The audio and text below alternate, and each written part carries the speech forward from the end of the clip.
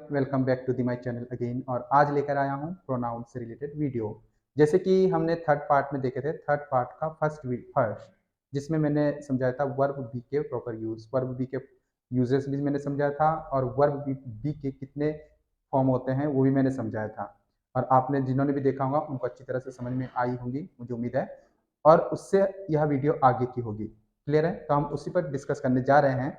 अगर आपने अभी तक वो वीडियोस नहीं देखे हैं, पहले वो वीडियोस जरूर देख लीजिएगा, तभी ये वाला पार्ट समझ में आएगा। फिर भी अगर आप देखते हैं तो कुछ ना कुछ नॉलेज तो जरूर आती है। तो चलो देखते हैं बिना देरी किए। जैसे कि यहाँ वीडियो पार्ट में आपको शो कर रहा हूँ वीडियो में, जैसे कि आप देख पा रहे होंगे, यहाँ पे आपका पर्सन है, पर्सन, पर्सन लिखा हुआ है। और यहाँ पे नॉमिनेटिव केस लिखा हुआ है, nominative case, objective case, possessive case. Possessive case में आपका पजेसिव एडजेक्टिव्स होंगे और पजेसिव प्रोनाउंस होंगे। दूसरी बात, आपका फर्स्ट, इसमें जो पर्सन होते हैं, इसका आपका फर्स्ट पर्सन होता है, सेकंड पर्सन होता है, थर्ड पर्सन होता है। अब देखते हैं फर्स्ट पर्सन में nominative case, that mean subjective case. Subject जो होते हैं आपको मैंने पढ़ाया था पहले, है ना, आई यू वी दे। अगर आपको अभी तक पता नहीं है तो यहाँ पे जान लीजिएगा। जैसे कि नॉमिनेटिव केस में पर्सन नहीं पढ़ा रहा हूँ, डीपली नहीं जा रहा हूँ, बस नॉर्मली हम समझ रहे हैं इस चीज का, लेकिन हम इनका यूजेस समझेंगे, इसीलिए मैं आपको ये दिखा रहा हूँ। अब देखो नॉमिनेटिव केस, नॉमिनेटिव केस के जो फर्स्ट पर्सन होते हैं वो आई होते हैं, आई और वी होता है। आई का हिंदी मीनिंग होता है मैं, आई का हिंदी मीनिंग होता है मैं। वी का हिंदी मीनिंग होता है हम या हम लोग। सेकंड पर्सन में ये होता है यू, यू का हिंदी मीनिंग होता है तुम, आप या तुम लोग, आप लोग। यानी कि फर्स्ट पर्सन का जो आई होता है इसको सिंगुलर माना जाता है, और फर्स्ट पर्सन का जो वी होता है इसको हम प्लूरल मानते हैं। जैसे कि मैं, है ना, मैं बोलने वाला हूँ, फिर हम लोग बोलने वाले हैं, दो या दो से अधिक लोग तो हम बोलेंगे, है ना। तो ये इसको सिंगुलर, मैं अकेला हूँ, और वी मतलब दो या दो से अधिक। यू, यू मतलब तुम भी, एक भी हो सकता है या दो से अधिक लोग भी हो सकते हैं।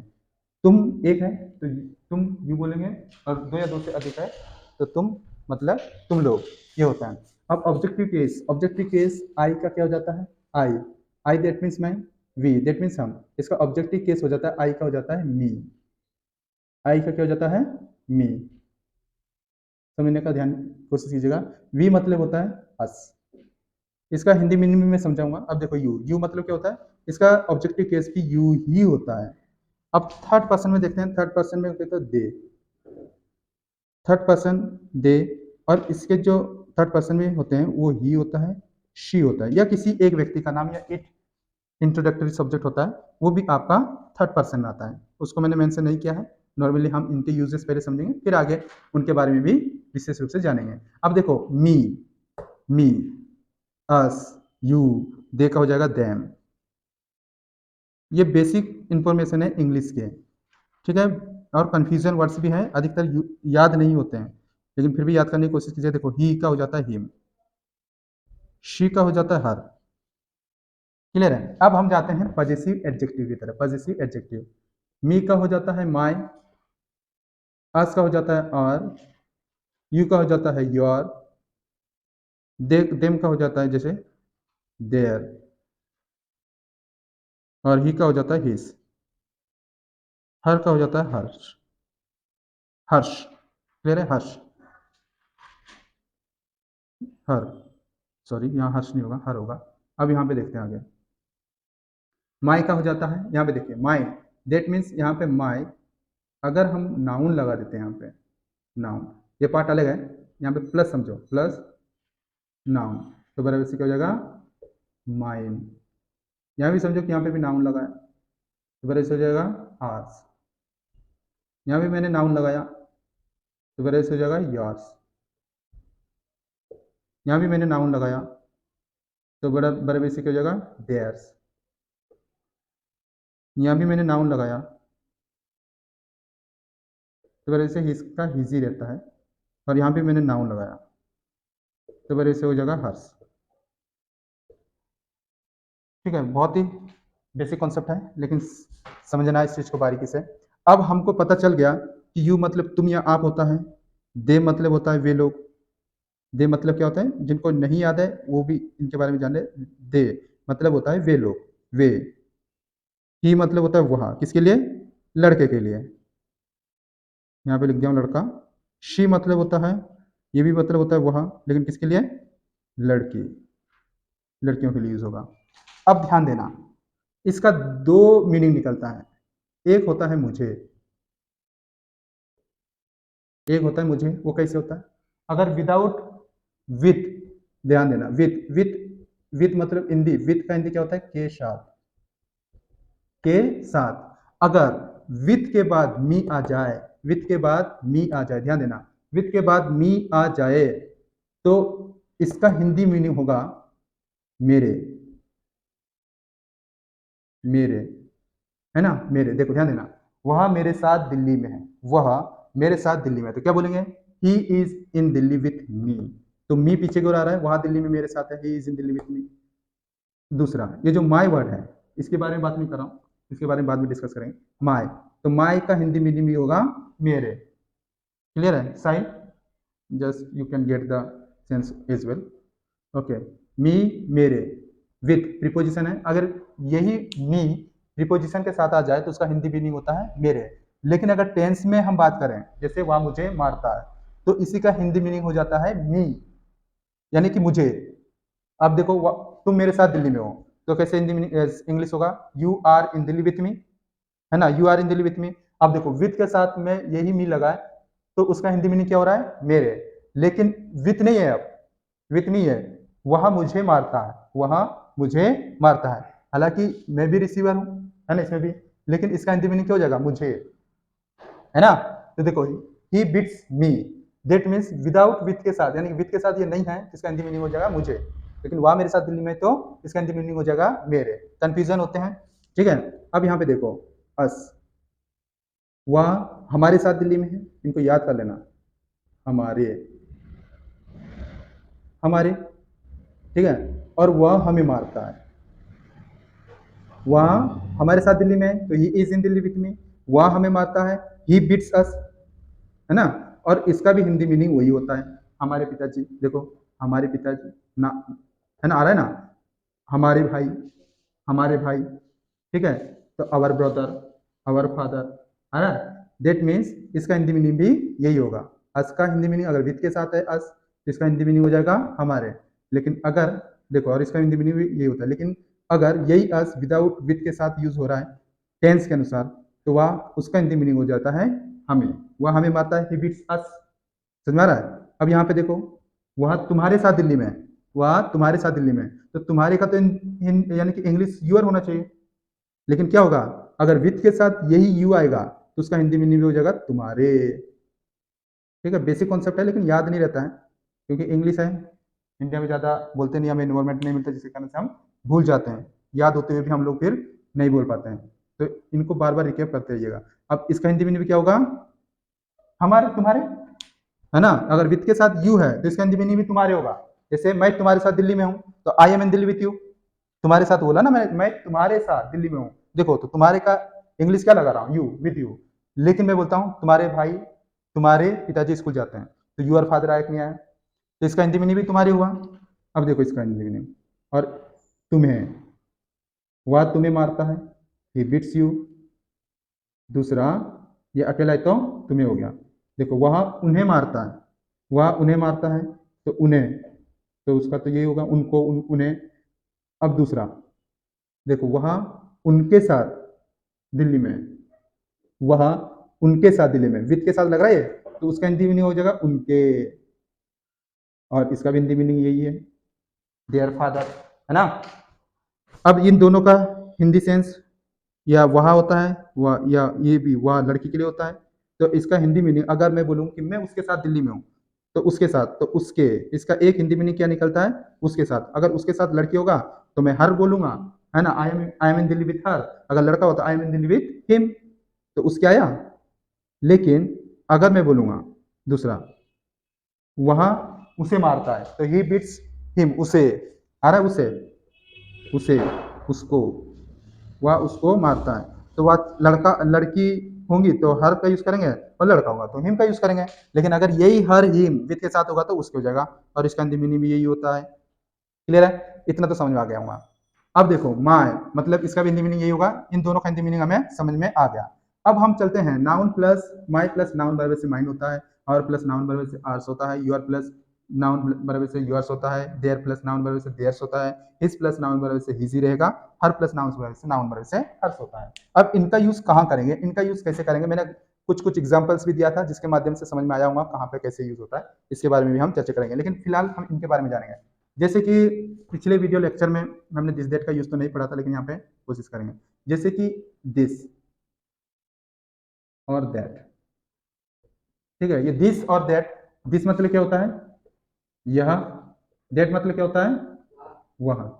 दिस किसके लिए यूज होता है, पास समीप का कोई व्यक्ति वस्तु को दिखाने के लिए, यानी इसको हम डेमोन्स्ट्रेटिव प्रोनाउन ही कहते हैं, डेमोन्स्ट्रेटिव प्रोनाउन, डेमोन्स्ट्रेटिव एडजेक्टिव, दो रूप में यूज होते हैं, लेकिन हम उसके बारे में बारीक से चर्चा नहीं करेंगे। हम इनके यूजेस, इनको यूज करने के लिए इनका यूज करेंगे, इसलिए हम थोड़ा सा इनके बारे में चर्चा कर रहे हैं। तो दिस मतलब यहाँ, दैट मतलब वहाँ, पास के वस्तु व्यक्ति वस्तु को दिखाने के लिए, इंडिकेट करने के लिए, पॉइंट आउट करने के लिए हम इसका यूज करते हैं। दूर के व्यक्ति वस्तु को indicate, that means point out करने के लिए दैट का प्रयोग किया जाता है, ठीक है। और यह एक व्यक्ति, एक वस्तु के लिए ही यूज होता है, इसके साथ एक के लिए यूज होता है, दैट मींस हमेशा इसके साथ में इसका प्रयोग होगा, है ना, या फिर अगर पास्ट में बोलते हो तो आप वास का प्रयोग करोगे। क्लियर है, इतना तो समझ में आ गया होगा। अब देखते हैं इनका यूज। जैसे कि मैंने एक सेंटेंस बोला, यह मेरा कलम है, यह मेरा कलम है, क्लियर है। अब यह मेरा कलम, यह मेरा कलम है, देखिए इस वाले सेंटेंस में जो है कलम दूर है, और दूसरा वाला सेंटेंस में देखिए यह कलम मेरा है, या यह मेरा है ना। दैट मीन्स इसमें समझ में आ रहा होगा, यह मेरा कलम है, यह मेरा कलम है। तो इसका जो इंग्लिश सेंटेंस कैसे होगा, दिस इज माई पेन, ये हो गया। अब ये वाला रूल तो हम समझ गए सिंपली, क्योंकि my, my plus noun, my plus noun, यानी कि माई के बाद हमेशा क्या आएगा, नाउन आएगा। My pen, your pen, our pen, his pen, their pen, है ना, समझ में आ रहा है, ये तो नॉर्मली है, हम यूज करते हैं। तो इसका सेंटेंस तो ये बन गया, लेकिन यहाँ पे देखो यह कलम, यह कलम, यानी कि यह के पास में क्या आ गया, दिस आ गया, और यहाँ पे कलम किधर है, यह से मेरा से बाद में, यहाँ मेरा के पहले, यानी कि यह के समीप है ये वाला, और यह कलम यहाँ से दूर है, ठीक है। तो इसका, इस सेंटेंस का यूज कैसे करते हैं वो थोड़ा डिस्कस करेंगे। जैसे कि मेरा पेन यहाँ पर है, यहाँ पे पड़ा है, ठीक है, आपका नाम क्या है, साहिल। मैं साहिल से, साहिल पूछता है मेरे से कि हुज पेन इज दिस, वहां पे या मोबाइल पड़ा है, मोबाइल है ना, हुज मोबाइल इज दिस, उसने पूछा कि यह मोबाइल किसका है, मैंने बोला कि दिस इज माई मोबाइल, मैंने उसको बोल दिया कि हाँ मेरा मोबाइल है, this is my mobile, this is my mobile, देखो दिस इज माई मोबाइल, अरे मोबाइल, पेन की जगह मोबाइल यूज कर लिया मैंने।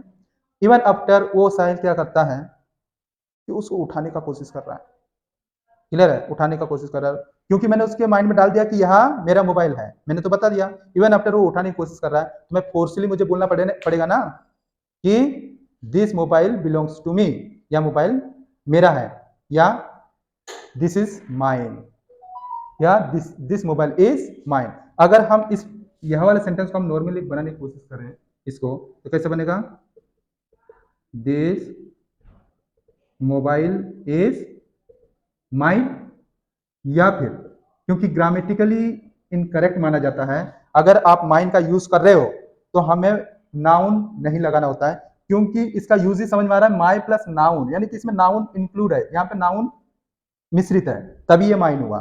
तो सिंपली मैं बोल सकता हूं दिस, यहां मेरा है दिस, है ना, देखो दिस इज माइन, यानी कि मैंने क्या किया, ये मोबाइल, नाउन प्लस मोबाइल, यानी कि noun plus my, mobile plus my, तो माइन हो गया, समझ आया। तो इस सेंस में हम इनका यूज करते हैं, और इनके साथ में नाउन का प्रयोग नहीं किया जाता है, क्योंकि इसमें ऑलरेडी नाउन मिक्स है, क्लियर है। जब हम किसी व्यक्ति पर अधिकार पूर्वक बोलते हैं कि यह मेरा है, उसको पहले पता होने के बावजूद अगर कोई उठाता है, पहले बता दिया मैंने कि यह मेरा है, या मोबाइल मेरा है, उसके बावजूद उठा रहा है, दैट मींस मैं अधिकार पूर्वक बोलना पड़ेगा कि this is mine, this is my mobile, नहीं दिस इज माइन। समझ में आ गया इनका, हो इनका यूज समझ में आ गया होगा। ओके, अब देखते हैं, बस और 2 मिनट। अब यहाँ पे देखो, यहाँ पे मेरे पिताजी, तुम्हारे पिताजी, माई प्लस नाउन, तो हम बोल सकते हैं simple my father, your brother, है ना, जो भी है, my father, your brother, his brother, इनका यूज समझ में आ गया, इनको मिटा देते हैं। देखो my father, your father, his father, ठीक है। इसके बाद हमने इज एम आर का यूज समझे थे, तो यहाँ पे देखो माई फादर सिंगुलर है, तो इसका प्रयोग करेंगे। योर ब्रदर्स लगाता हूँ, एस लगा देता हूँ, दैट मीन्स बहुत सारे भाई लोग, इसके साथ आर का प्रयोग करेंगे। एम का प्रयोग आई के लिए ही यूज होता है, उसके साथ यहाँ पे यूज नहीं करेंगे। उसके बाद आपको नोट लगाना है, नोट का यूज कीजिए, इन्हीं के बाद नोट का प्रयोग करना, बस इतना याद रखना है आपको। अब यहाँ पे देखते हैं, बाय द वे आपने बोला इन दिल्ली, हैप्पी, ठीक है, आपने बोला हैप्पी। अब विथ प्रीपोजिशन हम अप्लाई करेंगे, यहाँ पे मैंने लगाया विथ, उसके बाद विथ लगाकर इनको लगा दिया। अब देखो बनेगा माई father is in Delhi with me, my father is in Delhi with मी, ध्यान देना, माई father is in Delhi with मी, ठीक है, माई father is in Delhi with you, my father is in Delhi with them, my father is in Delhi with him, my father is in Delhi with मी भी हो सकता है, हर भी बना सकते हैं हम, my father is in Delhi with her, me, बन गया। अब देखो कैसे बोलेंगे, विथ के साथ हुआ तो माई father is in Delhi with मी, मेरे पिताजी, यानी कि मेरे पिताजी मेरे साथ दिल्ली में हैं, मेरे पिताजी तुम्हारे साथ दिल्ली में हैं, मेरे पिताजी उनके साथ खुश हैं, मेरे पिताजी उनके साथ खुश हैं, तुम्हारे पिताजी उसके साथ खुश हैं, तो हिज योर, तुम्हारे भाई लोग, your brothers are happy with them, with him, with her. समझ में आया कहाँ यूज करते हैं, ठीक है। अगर यहाँ पे बोलते हैं कि सर अगर नाम रहे तो नाम का नाम ही होगा विथ राम, तुम्हारे पिताजी राम के साथ खुश है, उससे your father is happy with Ram. समझ में आ रहा हूँ। अब बोलते हैं दूसरा कॉन्सेप्ट लेते हैं, ये वाला समझ में आ गया, ओके। अब मैंने बोला देखो टेंस वाला पार्ट में जा रहे हम, जैसे कि ही, टेंस तो अभी नहीं पढ़ाया हूँ, लेकिन अगर जिनका यूज टेंस जिन्होंने पढ़ लिया है थोड़ा बहुत सेंटेंस, आई बीट यू, मैं उसे मारता हूँ, आई बीट हिम, मैं, वहाँ मुझे मारता है, देखो वहाँ मुझे मारता है, वहाँ मुझे मारता है, तो क्या हो जाएगा, ही बीट्स मी, वहाँ मुझे मारती है, वहाँ मुझे गाली देती है, शी अब्यूजेस, शी अब्यूजेस मी, वहाँ उसे गाली देती है, शी अब्यूजेस हिम। समझ आया होगा, आई होप समझ में आ गया होगा। वीडियो अब पास्ट से रिलेटेड होगी, हम प्रेजेंट में समझ गए हैं सारे यूजर्स, अब अगला वीडियो पास्ट में होगी, तो पास्ट में लेकर आ रहा हूँ अगला वीडियो। तब तक इस पार्ट को अच्छी तरह से रिकेप कर लीजिएगा और इनका यूज यानी स्पीड प्रैक्टिस करना है।